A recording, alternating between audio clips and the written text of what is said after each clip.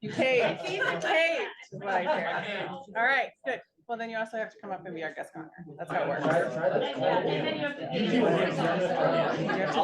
What? What was that? What am I doing? Well,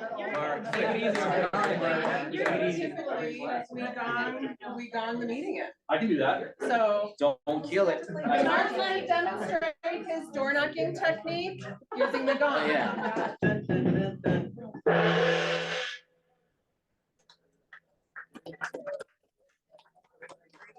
Way to go, way to go. Awesome. Way to go, way to go.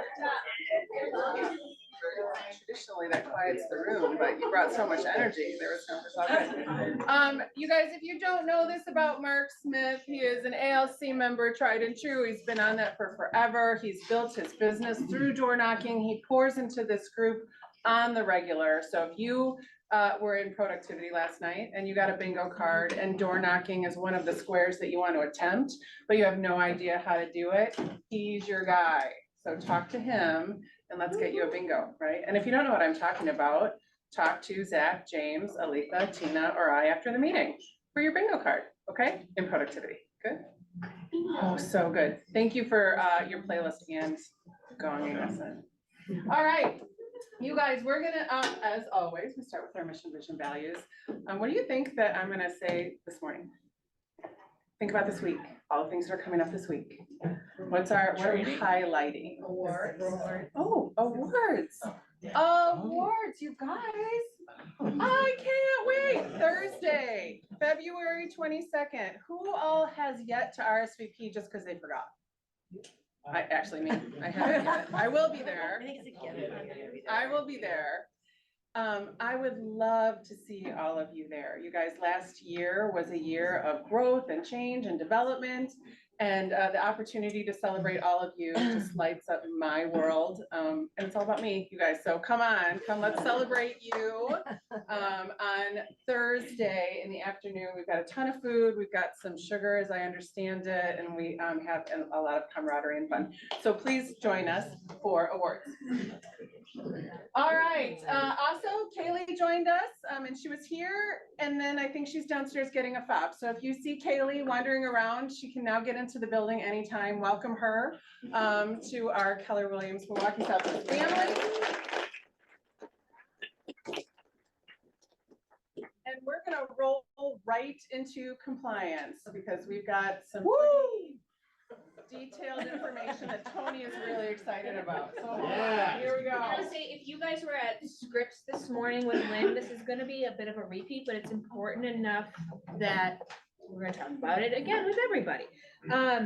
So how do I, if you guys will probably be sharing with people, this is a nice full house, so we'll be sharing with people. So if you guys could take and like kind of pass back. So there is a current lawsuit that is happening about wire fraud right now.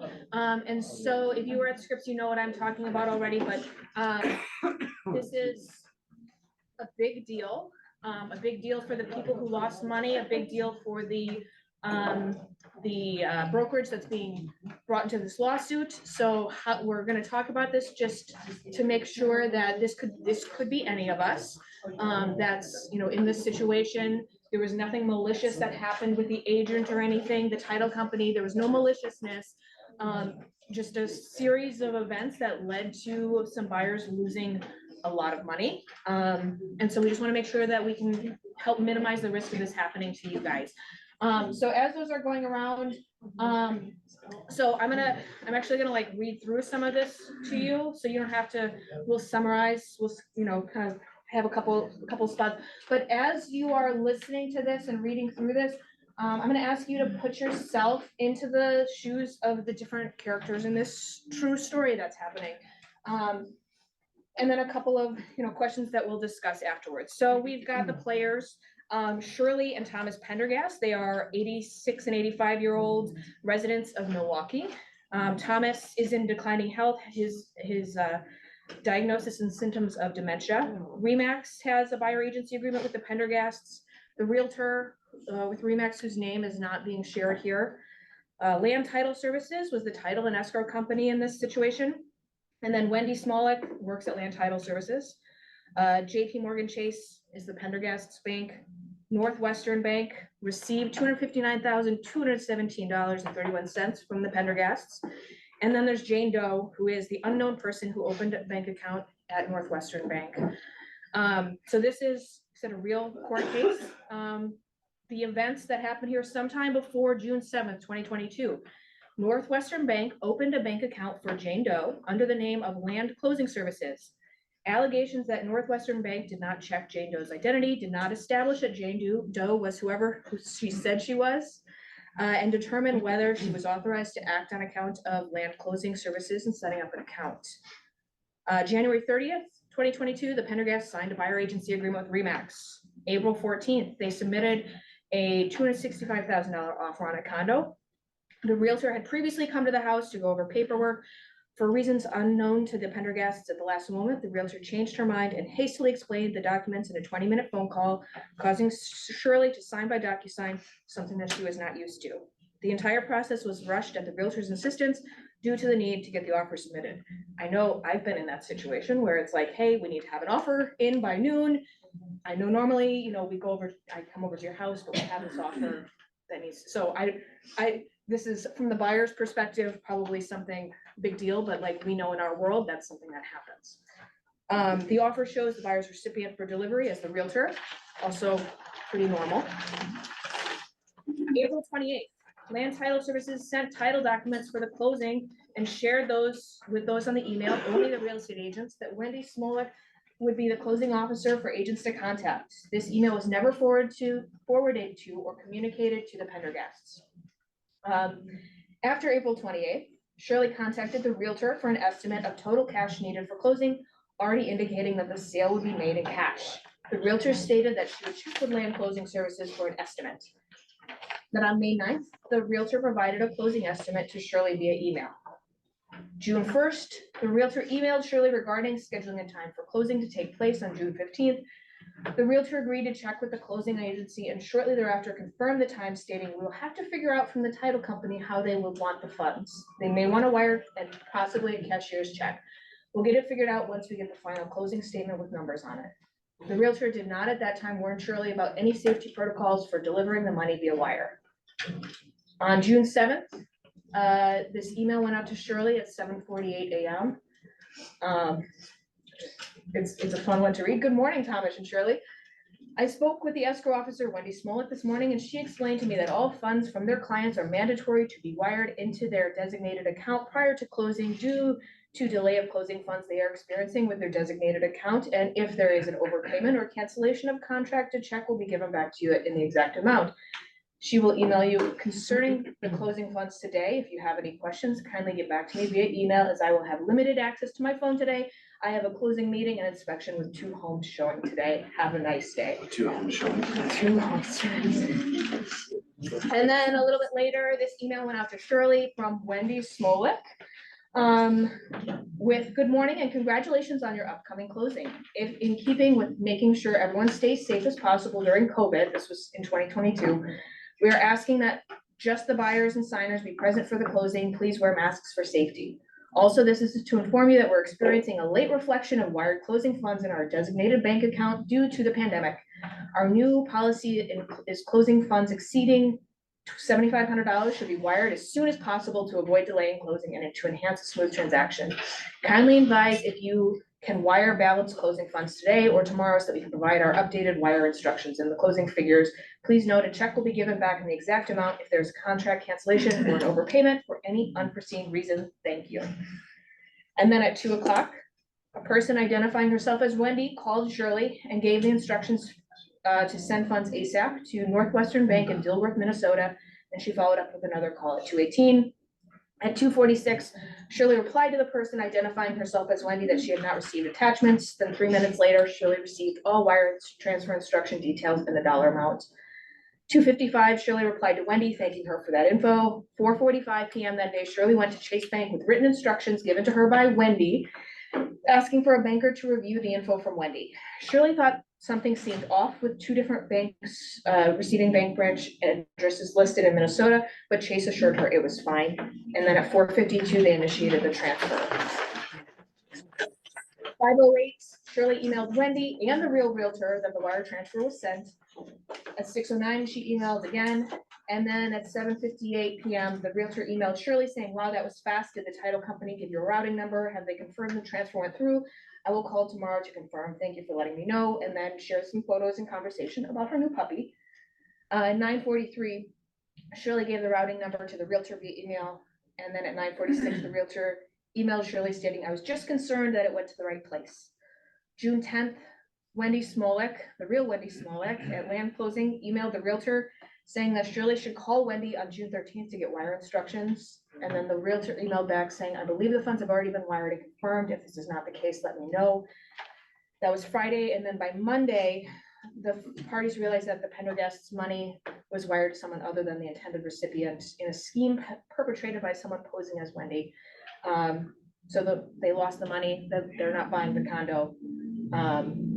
June 14th, she filed a theft report with the police department. June 19th, she filed a report with the FBI. February 3rd, 2023. And still as of right now, none of the money's been recovered. So the Pendergasts are suing with damages for a total of $518,000. Who are they suing? They're suing Remax Realty Pros ex all, so everybody who's involved. So anybody else who would be found at fault for this. So they're suing Northwestern. And, The you know, bank, Chase Bank, Chase, yes. Everybody. Land Blanket title, lawsuit. yes, this has happened to them. And I did add, so if you were at Scripps this morning, this has not been resolved yet. It is still ongoing. So we don't have an answer to the question of like, who will win the lawsuit and thus who will lose? We don't know yet. Are placing bets. You can. So I'm either gonna be in way, Vegas on Saturday, let me know. Saying. either way. Let me know the So over under. the big things to keep in mind here, and we'll kind of talk through this too, I don't want to take the whole meeting up either, but the big thing to keep in mind here is this could have been any of us. Yeah. This could have, you know, Some convincing this, emails, like the language that they were using, and it was really convincing. I'll just check the email yeah. address, because it says Oh, land okay. closing. Well, I was just gonna, Misspelled. if you are sitting there and this doesn't put a little bit of a pit in your stomach, you're not paying attention, right? The people who are doing this are professional fraudsters. Yeah. They are not people who are taking advantage of an opportunity. They are people that are cultivating an opportunity and trying to figure out how best they can take money from your clients, which means we have to be really, really good at helping our clients understand what the risks are and help them understand what the title process is and who's communicating with who. So there's always a fine balance between, hey, be aware of these things versus be scared to death, right? Because we all know scared clients are hard clients to work with. But it just means that we as salespeople need to elevate our game. We need to elevate how we're talking to people to give them the right information so that you are the trusted professional and you have relationships with all of your partners, your title, your lenders, everyone who works in that circle with you. So that if somebody calls and you say, oh, that's fast, it's not just a, that's fast, here's my puppy. It's that's fast. Gosh, let me check with everybody. Let me make sure all of these things are happening correctly. And the best way to do it is if you prepared your client in advance. So super, super technical, right? It's a technical sales skill. That's what our people need out there right now, are really good salespeople. Come to script practice. Yes. Because we're gonna teach how to prepare your clients for that. Because we don't want anyone to be in that situation. And like you said, this could be any of us. Yes. They were really tricky and they're gonna get better. So we just get better. So I wonder if this could possibly happen. Like I used to work in purchasing for corporate companies and stuff like that. And they would literally send you a thing, you had to take this quiz. And if you failed it, then you had to take a course. Like you couldn't get into your computer without doing that. And obviously we couldn't do that here, but I wonder if you could send out like an email of like, here's a fraud quiz. And like if you fail, you can watch like a video on how That's a to. good idea. I wonder if there's something I think they outsourced it too, they definitely didn't work together. And themselves. there's a couple of points that Lynn brought up this morning, if you weren't at Scripps, kind of like a what do I do next? If you are a realtor in this situation and your client says, hey, I've got a question, I feel, I'm double checking wiring instructions. Reach out directly to whoever the title company is, like, don't email back and forth and just be like, oh, it's okay. Reach out to the title company, they wanna make sure that the money's getting to the right place too. Yeah. So that's the step there, land title, Lynn talked this morning about how Focus is in touch with clients from the minute the order is received. Like, you'll notice in here that the realtors received communications, the clients didn't yet till it was time to send money. So Focus, they assured us, does reach out to clients from the start. And they also, Lynn has, they use one of those, like, a service that will, for sending wiring instructions, it's not going via email, it's going through a secure document. So this is something that Lynn actually suggested, maybe we can start adding to buyer and seller packets. She can get us an electronic copy of this where it's, hey, here's how you're going to get wiring instructions. You're going to get them via a secure service that's gonna ask you some questions to verify your identity, make sure it's actually you. If there are any questions, you should be calling Focus Title directly. So just to make sure that we're covering all of our bases. Something else that Lynn suggested is making sure that you've got your multi-factor authentication on your email set up. And if you're using an email other than your KW email, make sure that that's set up on there too. I think our KW email is required. So those, just make sure, keep your buyers and sellers in the loop. Don't be afraid to reach out if there's questions. Yeah. Is there something, so when I'm sending out emails, when it comes to like wire instructions and things like that, I'm always like very leery of what I'm putting in, like subject lines and things like that. Is that something we should be worried about and trying, to modify language sometimes to not be so obvious, like we're sending wire instructions? Yeah, and I wouldn't, as a realtor, like, we shouldn't be, that should be coming from the title company directly via Yeah. their secure Yeah. messaging. Yeah. And so letting clients know to expect that we're not gonna be sending the wiring directions. Yeah. And having that conversation early and often. I was just curious, the second bullet point, did that ever come up, how they knew the buyers were? It's kind of a question mark. Whose email were they in? Was it land title? Was it the agent? Was it the buyers? They got into somebody's, but not knowing whose. Right, and a couple of things Lynn did talk about, we're so ready to do things on our phone. Guys, this is a big transaction. Encourage your people to use computers where they're not clicking random links. That's the way they get in. And we just need to put all the fences up that we can and understand that stuff happens. And when it does, we have to, follow the protocol of calling and all that good stuff. But it's, if they're gonna get in, they're gonna find a way. So we just have to, again, be super conscious of what we're looking at, so. So I guess, like, can you kind of go through what did the real estate agent do wrong in this case? What should they have done instead? Because it sounds like she was really in touch and that Shirley emailed Wendy and the real realtor, but Shirley thought she was emailing Wendy Luxembourg. And it sounds like this realtor was kind of on top of it and saying, I just want to make sure it went to the right place. And It So sounds what like though happened? she never had a conversation from the beginning about wire fraud, or Yes. wire, Yeah. money fraud, right? Yes, Like wire that's, transfers. and that would be the thing, just having that conversation to, having the client be aware that there is wire fraud out there. And the big thing that Lynn suggested, that like I said, nothing malicious was done and not, she was trying to help this elderly couple buying their condo, like, we're all, yes, trying to assist that. But the big thing that she could have done to make things, maybe prevent this from happening, is making that phone call instead of an email. Calling and saying, hey, let's get you in touch with the title company so that we can confirm those wiring instructions.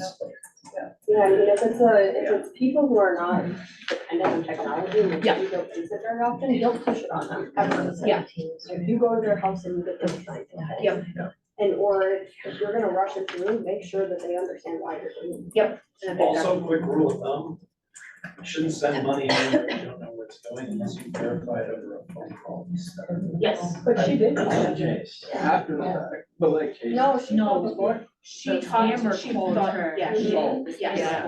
Call that. The thing that Lynn said too, banks can, if there was ever a question, that Chase Bank could have called the title company too. Yes. And confirmed, hey, this is who I'm wiring it to, is this correct? She said it was weird, right? Yeah. And Case was like, that's fine, Yeah. well, Well, and I think at the end of the day, super, super important that you know the process your title company is doing as a standard. And you build in some things that are just general practice. Check your email address. If you guys look at the email, you can see it's misspelled. Yeah. that's what I Right? said. If you feel uncomfortable, talk to a, this is why it's so, so important to have relationships, right? We have Lynn. She's an amazing resource for us and she's volunteered to not only help with her own process, but if you're using a different title company or you're in a process with another title company, she's a great resource. Like, what can we expect here? Because again, these people are doing what they can to get around you. So we just have to know what we're doing, right? And I worked with So- some title companies last year that I'm not familiar with, and the buyers kept asking me about money and about this, and I refused to answer them. I said, I'm gonna include you and email the title company, and they're gonna tell you what to do. So don't be over involved. The phone is your friend, right? Your partners are your friend. So, and then we'll have Lynn back to do some script practicing to make sure that you guys know the handful of things that you can do to do that. Super deep topic. There's obviously more to look at fraud. Fraud is a thing in our world right now. So thank you for bringing awareness, Dawn, for us. Super appreciate it. We're gonna keep rolling here. Our tech gal is on the way, so we're gonna do tech and marketing as soon as Kathleen arrives here. But I'm gonna invite Tina up. She is gonna share a resource for us that may be a reminder and may be new for you, but here we go. Who's used the one spot for resources in the past? Okay, so we're like the original people, so The original. the OGs, we're the OGs. So I'm bringing that baby back. Yay, I'm excited about that. Like, okay, so what is it? Let me tell you what it is. So the one spot for resources is a Google Drive that is exactly that. It's a one spot for all the resources that you need. So if you go into it, so I just want to give some street cred first to Scott Kloss, because he is the one who built this. This is his baby. This is thousands of hours that he spent putting this together, and this is like incredible in terms of everything you need to run your real estate business. There's resources in here for it. This is a place where, like, if you're looking for a buyer presentation, a listing presentation, like other agents have uploaded their presentations in here, so you can just go ahead, take a look what they have, rip and duplicate. That's the KW model. Get some ideas, all the things. So if you look, like, just for instance, like you want to talk about, I don't know, showings and open houses. You go in here, there's subfolders, and it gives you all kinds of different open house best practices, Google Forms that you can use, training. I encourage you to go in here. Each one of these has a ton of subfolders in here. A little hard for me to look at it on here. But go on here, take a look around. I am gonna be like cleaning it up a little bit because there's some things that are a little older. If there's I'm gonna make a folder that's gonna be specifically about information that you can pass on to agents who are maybe looking at getting in the business. This will be where we'll start kind of housing all of those things. If you want to see anything specific, just let me know, but we are gonna bring this baby back, and so we're gonna be talking about it a lot, and we'll make sure that everybody gets reshared the link so that you all have it. You do have to click on the link in order for it to show up in your drive though, and that's where I feel like most people don't do that. Yes, ma'am. Will we still have updated contracts and forms in there? Actually, that's what I'm up here to say. Okay. I am not OG, right? And by the way, the acronym for that is SWOG. Okay, so I don't know if everybody wants to be SWOG, Southwest OG, right? SWOG. Just say. You know, stay with me, stay with me, stay with me. We all instantly were lost. I've done my job. You've lost an entire room with All right. one stage. All right, so here's what's important. The contracts were housed there at one point. They get out of sync when we have them there, and we have them where you have to write them. So we are not having them here. That's just asking too much of our compliance brokers and too much of you guys to know where you're going to get them. So they will not be housed here. And I wanted to share that rather than give Tina that hit, although next time she can take that one. Yeah. Just, there is also like an index page that gives you like the, Yeah, So if you're specifically looking for something, because it can be a little overwhelming to look in one spot, but there's that spreadsheet that has, Yes, you can just control F and see what you're. and then you looking for. just, it's, it was right at the, oh my gosh, I don't know what I'm Just hit doing. control Z on everything. Don't do that. Okay, I don't know, it was in there, like it's at the bottom of it. I'm not exactly sure how to get out of here and I don't want to stop it, but it's in there. It's right at the bottom of that first page. Anyway, so if you want to see anything in there, let me know. If you guys want to share stuff to go in there, we're gonna start doing probably some trainings out of here, all the stuff, but we're bringing it back. Awesome, my swaggers. Thanks, All right. Tina. You're welcome, Alex. Thanks, Swag. Swag, yeah. All right, sure. Leave me up here to get back to the presentation. Charlie, this is yours now. We welcome Charlie Stelle. He's gonna be doing. Where am I going?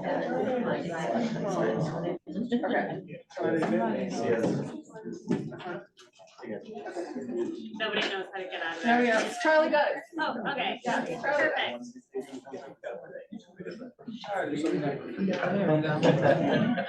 All right. You guys ready to rock and roll? Yeah.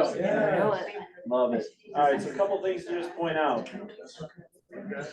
Okay, a couple things to point out for you. One, if you don't think wire fraud can't happen to you, guess what? I'll give you a real story within our own community that's not public. We had a very high profile public figure who was unfamiliar with purchasing a house. We represented the buyer, who was the high profile public figure. They were buying the home as a cash transaction. They wired a shitload of money to the wrong place in San Francisco. Utilizing, it wasn't a Focus Title transaction, just for full transparency. It was a different title company out of Kenosha. It happens, and it happens faster than you think, okay? The second piece that I would just encourage you to, because it still shocks me at how low of a utilization rate there is across the industry, is if you aren't using trust funds, you gotta get on the train. Like, it's a real risk mitigation strategy. And guess what? The question in there on the slide, I can tell you who won the lawsuit and who lost the lawsuit. The truth is, whoever had insurance lost the lawsuit. Because the reason you get sued or any title company gets sued is because you have E&O insurance.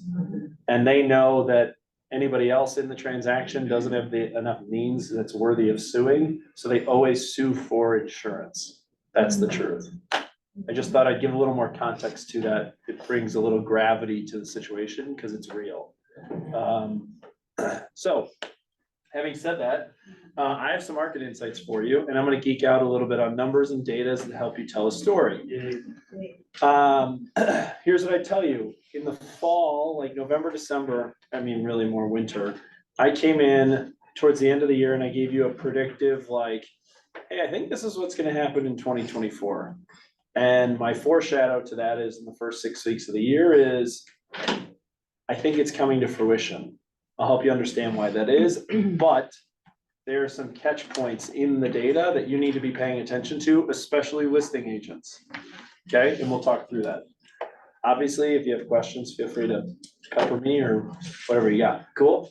Yeah. Sweet. So a couple reminders for the group. One, it's a humbling market. Last year, sorry, I'm just moving some things around so I can see some. Last year, 2024 or 2023 was the worst residential real estate transaction in terms of closed transactional units since 08, 09, 10. Look, if you're still sitting here, you did it, right? You did it. Remember, and this goes to point number 2, great markets don't last, great agents do. You're not in it to build a great year, you're in it to build a great career. Perspective is important. So let's get into it. January 2024 insights and trends, couple things. One, going back to March of last year, I know I showed this to you, but I always track this on a month-by-month basis, and I'm always looking at lag metrics and lead metrics. The most important lead metrics in terms of how many transactional units or how much transactional volume we can do that I love to pay attention to is listings taken units. Quite frankly, there's 5 buyers for every 1 listing right now, and the more listings that can come to market is predictive to what your income potential could be moving into the future, okay? Two things of note, in the last 14+ months, we've only had 2 months where we had positive listings taken. Good news, January of 2024, the listings were up 3.5% over January of last year, okay? And if you look at it, in terms of the lead metrics, listings taken units directly correlates to the lag metrics of closed units. Quite frankly, if you're still sitting here, you endured a bloodbath last year, but you're in a good spot because you were able to endure something, and learning how to navigate through that is, I think, a testament to how you navigate when that shows up again, because it will show up again. So if you go ahead, November, they were up 3%.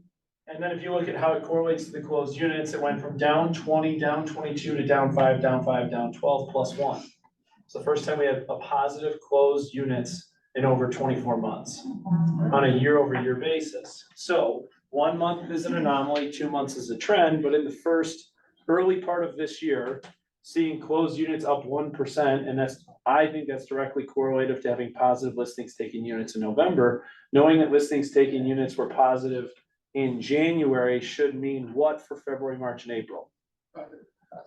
Positive. Yes. So bullish on where we sit today. Now, let's take a look at some data as it relates to showing time. I'm going to zoom this in for you. Okay. This goes back all the way back to 2020. 2021 was the peak crest of the market in terms of transactional units. If you're looking at this data, the dark blue line is 2021. Okay, you can see early on as to where we are in February. Hint, 2024 is the orange line. Activity within the market in terms of buyer showing activity is the healthiest it's been since pre-2020. Okay, which is crazy to think about because is John Warren or G in the room? Where are you seeing rates at right now? 6, 7, 6, 8. Yeah. So buyer activities like this, rates are normalized at 6%. People are now 3 years into it. They're waiting for something to happen. It didn't happen. And guess what? They're back in the market. They're just right sizing their expectations. Okay. Another interesting thing to point out, and this is what I believe I'll be interested to see what happens at other holidays, is do you guys notice these dips every once in a while? What do you think those dips are? Yes, love it. And what holiday happened in early February?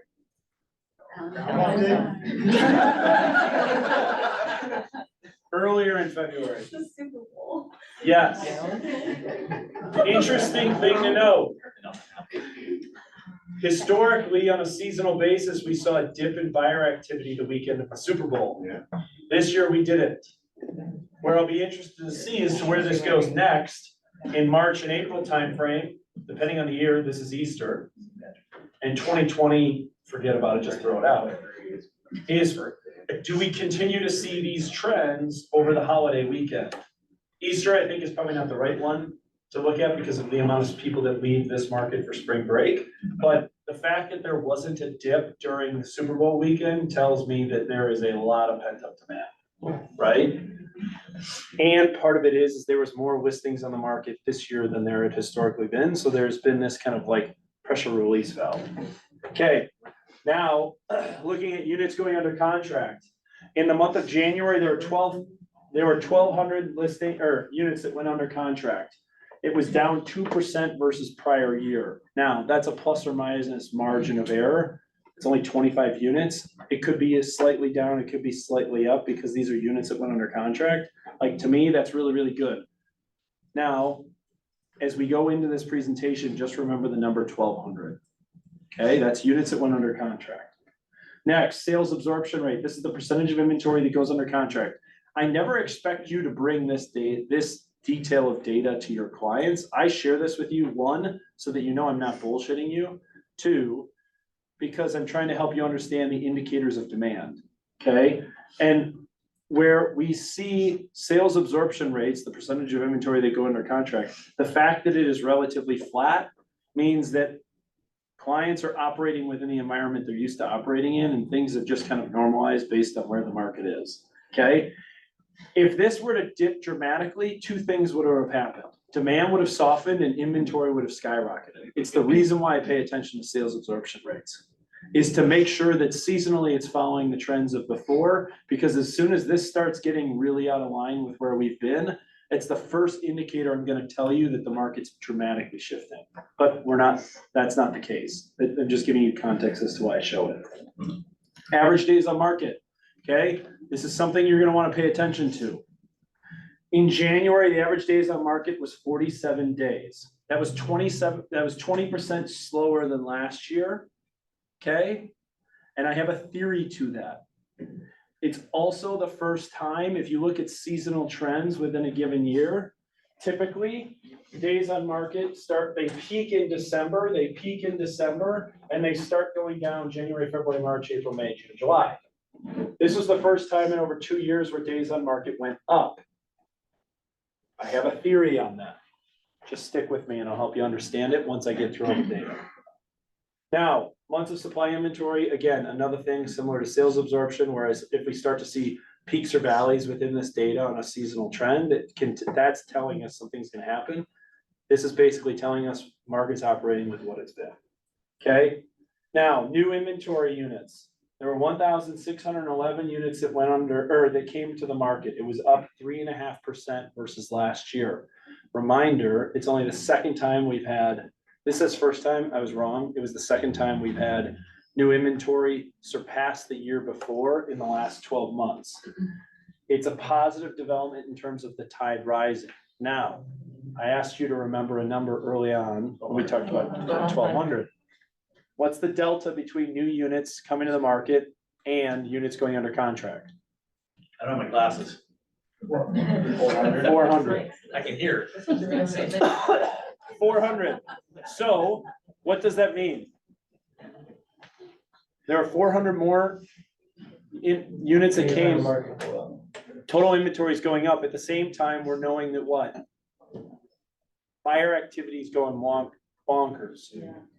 So here's my first theory. I think sellers have gotten a bit greedy in their pricing. And we have to be realistic in our conversations when we go on listing appointments and sharpening our pencils as to what is realistic in the market. That's foreshadowing to the next thing we'll talk about, which is pricing. Okay? Total inventory is going up 3%. There's 4,700 units that were for sale in January of 24. So let's get to pricing. Here's what my message is. There's a mixed bag on pricing. And there's average was down 2%, basically flat. The median was basically flat. At the same time, price per square foot was up 11%. Mixed messaging on pricing. Not sure what that means. 1 month's an anomaly, 2 months is a trend. I gotta kind of see what's going on in February to help get a better picture for it. But here's where I'm getting at with all of this in terms of where I think sellers are getting a tad greedy. And we have to be at the forefront to this in order to help drive, maximize competition to get them the terms they desire to maximize the return on their investment. Is days on market are going up. Pricing is basically flatlined, yet buyer activity has skyrocketed. Buyers are taking back more control within the transaction. Okay, for those of you that had a nice book of business in January, would you say that you saw more contingencies in January than you did 2 or 3 years ago?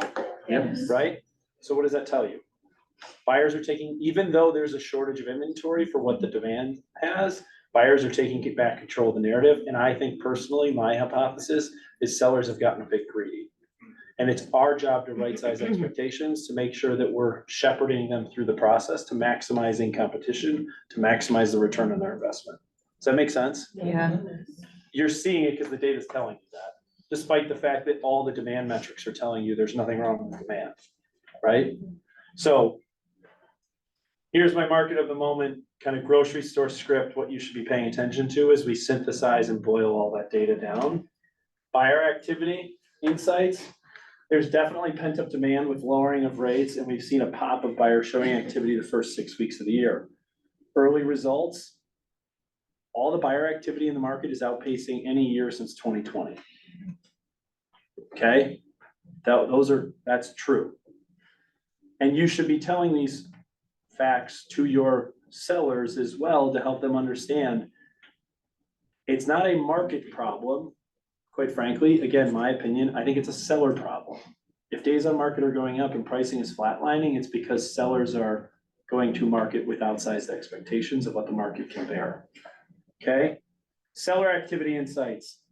Don't get greedy on price. Early indications are that some sellers have gotten a tad overzealous. There's mixed messaging on where pricing lies versus prior years. There's a bit stagnation in the first few weeks of the year. Days on market spiked in January, which is counterintuitive to the demand activity within the market. Okay, all this is telling us the market is healthy, but buyers are wrangling back some control early in 24. It's happening. We're seeing it, right? So on a macro picture, early indication, the tide of the market is indeed rising. Okay, we saw it because transactional volume and units were up in January this year versus January of last year. First time it's happened in over 12 months. That's positive. New listings coming to the market, up 3.5%. That's positive. The tide in the market is definitely rising, all generated by new listing inventory. Buyer activity is healthy, and yet we have to be realistic in our expectations of sellers. Lots of healthy indicators of the market early into 2024. Here's my message to this group.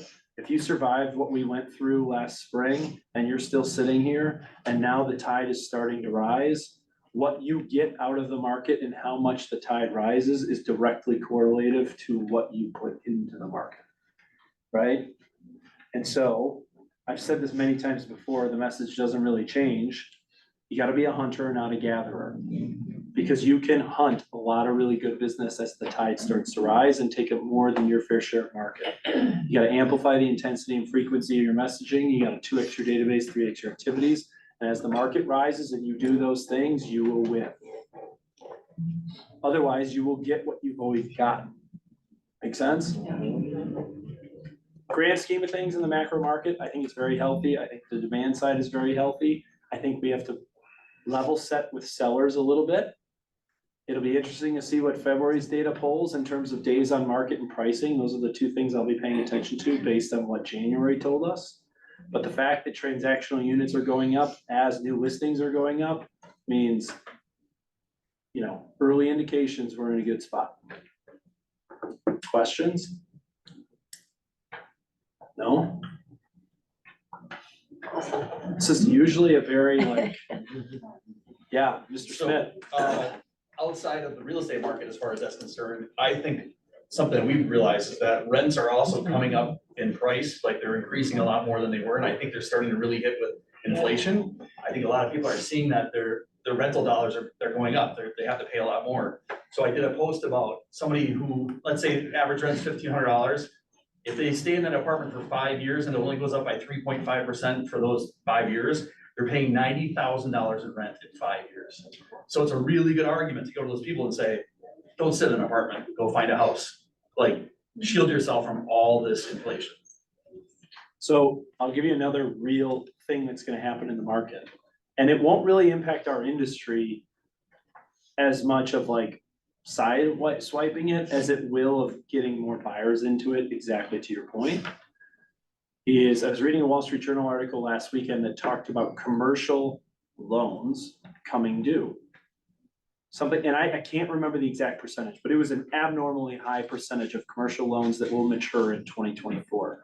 If you don't know, in a commercial property, AKA a multifamily unit property, you basically get 5 to 7 year loan terms. And then within the 5 to 7 years, you're constantly trying to refinance to push the 5 to 7 year maturity date out. But there's an abnormal amount of multifamily commercial loans that are set to mature in 2024, and they're gonna mature at rates at 6 to 10%. That's going to force rents that have already been rising to rise even faster in 25, 26, 27.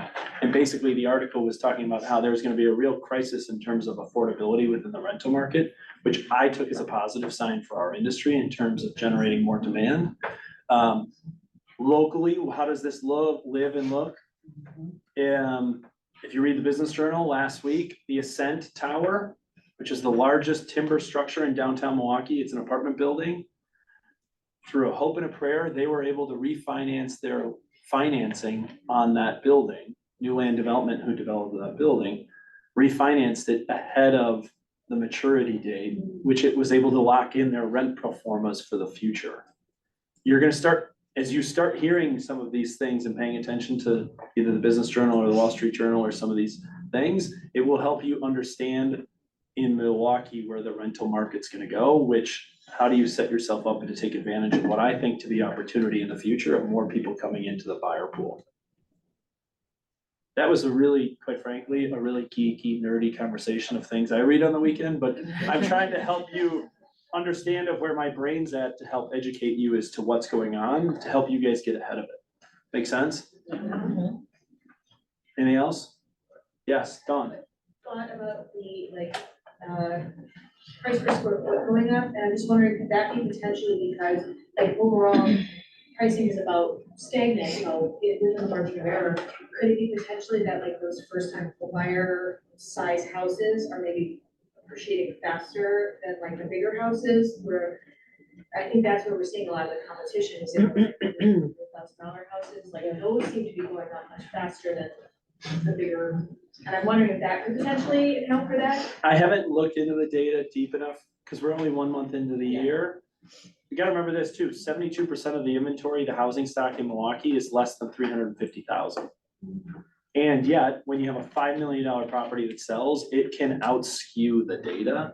And to Dawn, to your point, the high end of the market, if that's flattening faster, it can outsize adjust for some of the pricing metrics, and I haven't looked that far into it. But it's a really good point, for sure. Cool? Awesome. Message to the group, tide is rising. I think you're in a good spot. Be realistic with your seller's expectations, and you should be in a good spot. Last thing I'll finish with, in everything that's going on, as a collective group, we paid out 2.5 million in commissions in January of 2024. It was up 5%. Awesome. That's huge. That's fantastic. It means our people were more productive than the market and they were outpacing the market. That's awesome. The other thing is that directly correlates then into the total profit share pool across Milwaukee. We look at it because you can refer anybody to any KW in Milwaukee. And what's that pool look like? In January, it was $17,000. It was up 18% versus prior year. Just January of this year versus January of last year. So it's all great stuff. And we're grateful to be in business with you. Last thing I'll say, I'm looking forward to Thursday. I think the awards with this group is probably the best energy of all the groups. And also, well, it's funny how I go to all the different market centers and each market center kind of reflects the energy of that market center. And we were talking about this year, where do we want to do it and what do we want to do? And I said, I remember a couple years ago, the most raucous awards ceremony was at the New Berlin Ale House on a Thursday happy hour. And we're like, let's run it back. So we're looking forward to hosting everybody on Thursday. The peer-to-peer awards should be really fun. We have just had a sneak preview and thanks for you guys for what you do. Thank you. All right, we're gonna take a quick dip into training and education, and then I'm gonna have Kathleen come up and share a little bit of marketing. We'll get you guys out of here on time to go win the next thing. So one of the things we know is your business will grow to the extent that you do. It's one of my favorite phrases. You grow to the extent of those whom you surround yourself with. If anyone was here this morning, starting at 9:30 script practice, and then on to Achieve and here, there is no end of what you can be growing through here. So show up, raise your hand for the training to help you get where you want to go. February, we are wrapping things up next week. A bunch of us are going to be heading out to family reunion. We've got some really good information for those of you who are unable to join us. We'll dive into that in a minute. This afternoon, Tina and I are heading down to the Jaspersons. We're gonna be teaching, Tina's gonna be teaching the 44 touch.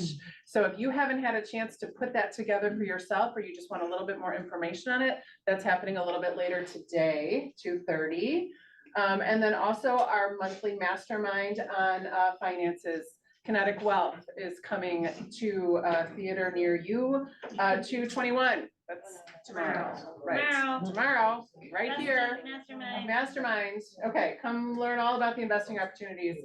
And then on Thursday, before we all go get awarded, Scott has historically done an amazing job presenting what the budget model is. You guys, if you don't know how your money is gonna work for you, you are slowing yourself down in terms of your journey to wealth. So this is one of KW's foundational models. I will say from my experience working with realtors, this is the least understood, most avoided, most excuses for not paying attention model that we have. So if that's you, that's okay. Come learn how your money can help you get where you want to go faster. And if you don't have any money and you're thinking, well, that's not for me, I'm going to wait until I have money, it's too late then. Come learn and let's get you where you need to go. And then on Friday, Charlie shared what he reads on the weekend. I read all about how that fits in your brain and how you can continue growing.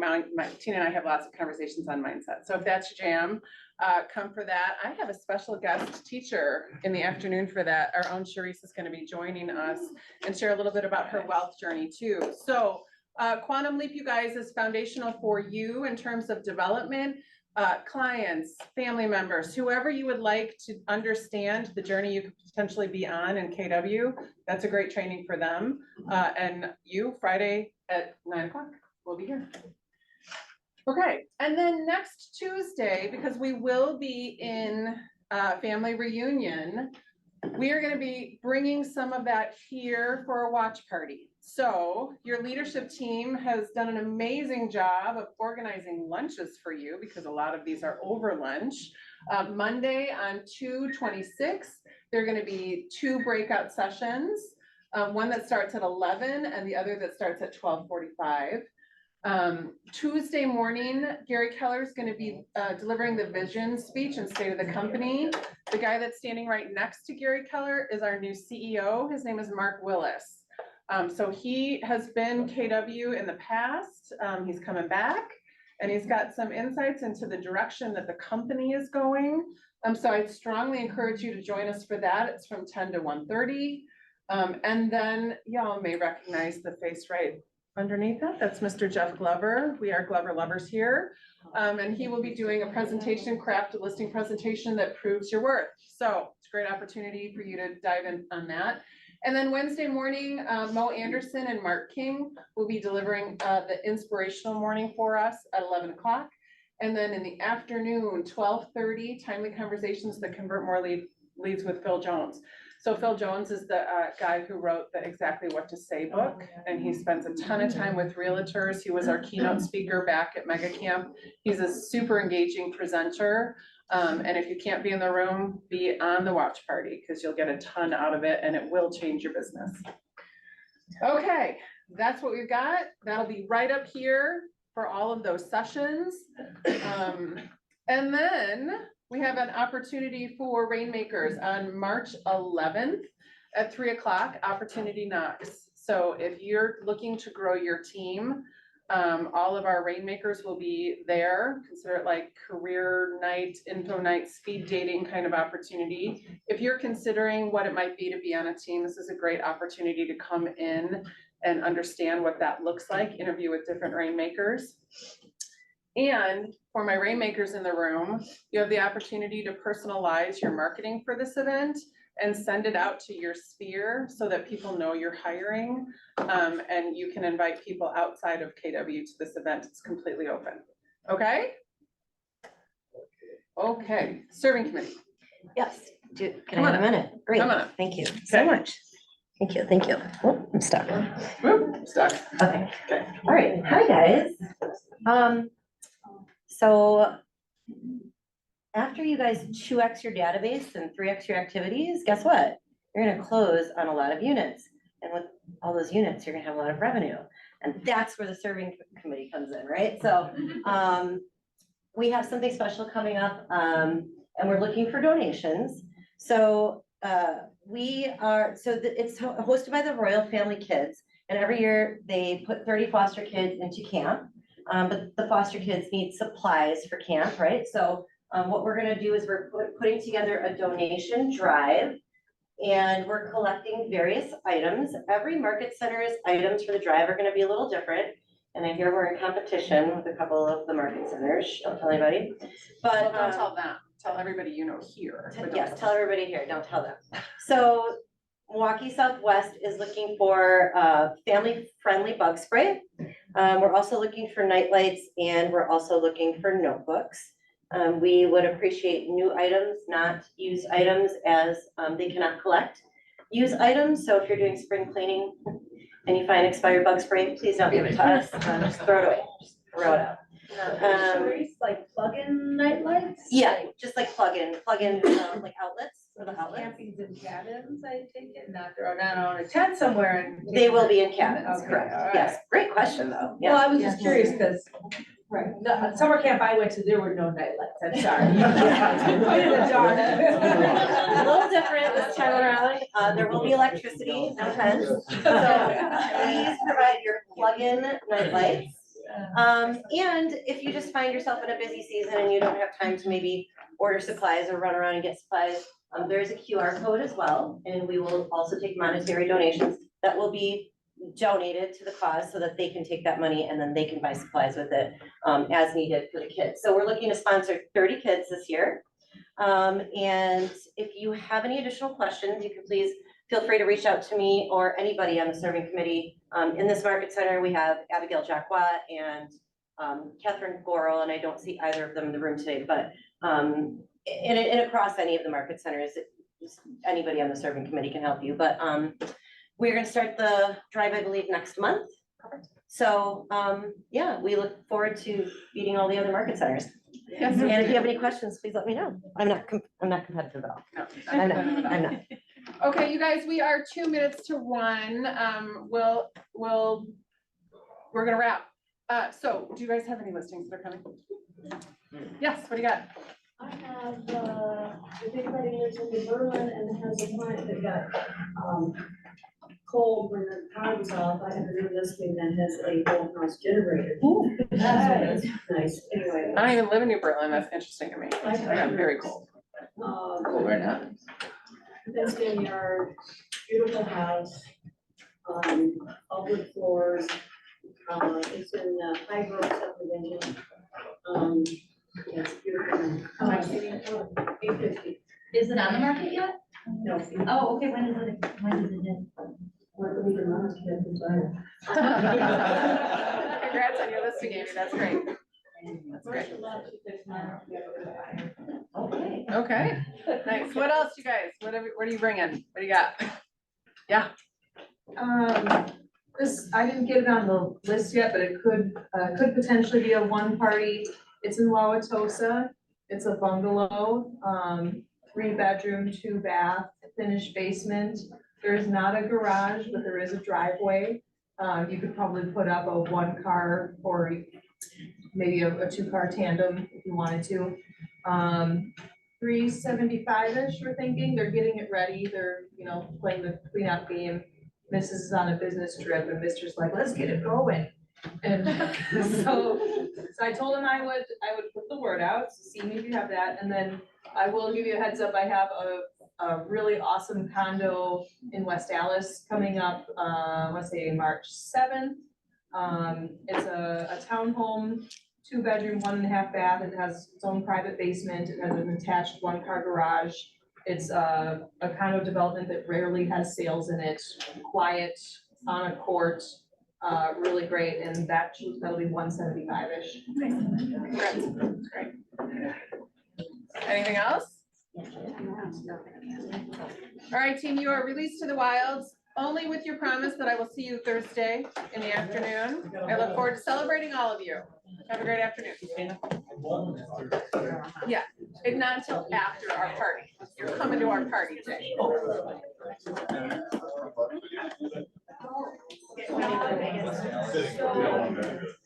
Oh, I know. It's a twin. Ignore that. I don't know how to even get it off of my computer anymore. It's just-